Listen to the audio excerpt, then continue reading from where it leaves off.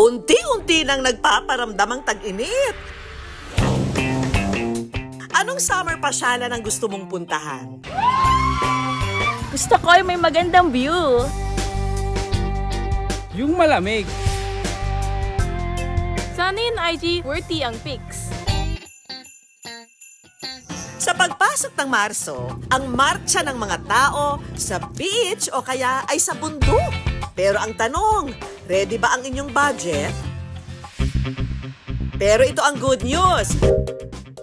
Kung Instagrammable pa siya lang goals nyo, sa budget na 150 pesos, may alam daw ang sparkle artist at TikTok star na si Mark Oliveros, aka Yes na Yes for You.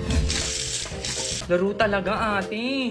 Wala pang 20 minutes nakalagay sa mukha ko yun eh. Dahil breakdown muna siya sa kanyang mga nakakatawang skits online at dito sa Batangas siya muna magre-relax. It's a yes na yes for you and for me dito sa Cuenca, Batangas!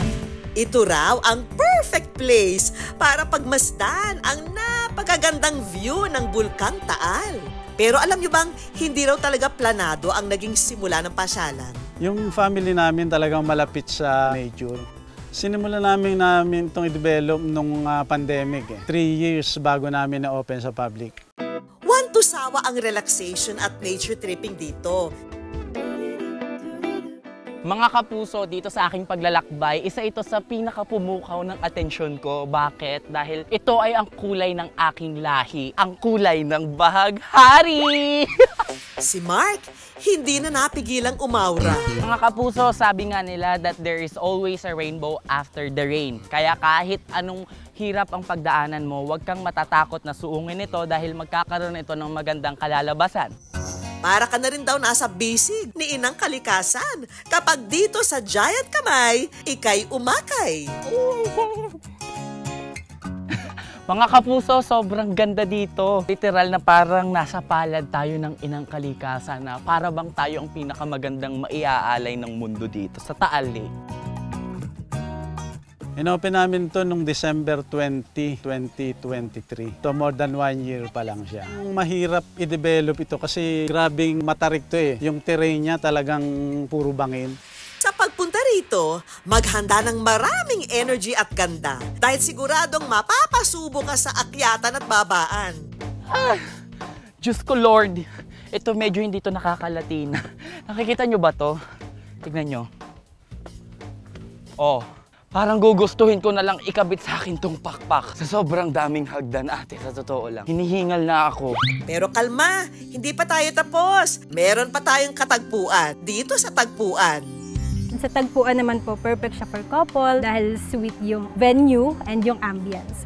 Ito raw ang perfect spot para pagmasdan ang close-up view ng Bulkang Taal.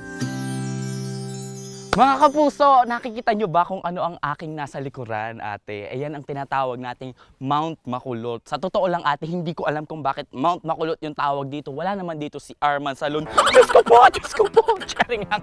Alam nyo ba mga kapuso, na kapag nandito kayo sa tagpuan, sa sobrang sarap ng hangin, ang lakas niyang makalatina, feeling mo talaga munyeka ka, gorgeous! Ganong level. Hep hep, Mark! Dahil mahilig kang kumasa sa mga trending content online, bibigyan ka rin namin ng mga fun challenge para ang pamamasyal mo sa good news mas maging memorable. At ang tawag dito ay ang Fishbowl Challenge, na kung saan bubunot ako dito ng mga dares nila at malamang gagawin ko yon. Ano, ready na kayo? Okay, Mark! Simulan na natin! Oh my God! Nakakahiya! Maki-selfie sa isa sa mga guest na lalaki or babae. Tama-tama, ang dami dito mga tao. Tara, try natin. Hello po mga nanay, pwede po ba ako maki-selfie? 2, 1. Okay, thank you po. Okay, next challenge. Diyos ko, ano ba to? Ang daming pabaon ng good news ha. Mag-I love you sa random guest. Oh my God, kalimok na. Kuya, I love you. Sorry kuya, nasa good news ka po. This is a challenge. Ayan, mag-hi kayo kay kuya. Okay, sorry. Nakakahiya kayo. O siya, huling challenge na. Laban! Ito na mga kapuso, pinakalas na dahil yung kaya na din ako sa totoo lang good news. Ano to mga pinagpapagawa nyo sa akin ha? Nakakaloka kayo. Kung kani-kanino ako nag-I love you. Mag-photo bomber sa mga guests na nagsa-selfie. Ayan. Mami, pwede sumali sa picture nyo. Picture tayong dalawa. Winner! Dahil napagtagumpayan mo ang challenge, sige na Mark, may pass ka na para subukan ang pinakadinarayong atraksyon dito, ang swing na overlooking pa rin ng Taal Lake. Mga kapuso, isa sa mga attraction nila dito is itong swing. Dahil alam nyo, pagkatapos nyo umakyat ng napakataas na hagdan, maganda itong puntahan para mag-pause, magpahangin. Isa rin to sa parang tourist attraction dito. Bakit? Kasi nasa harapan ka mismo ng Taal Lake.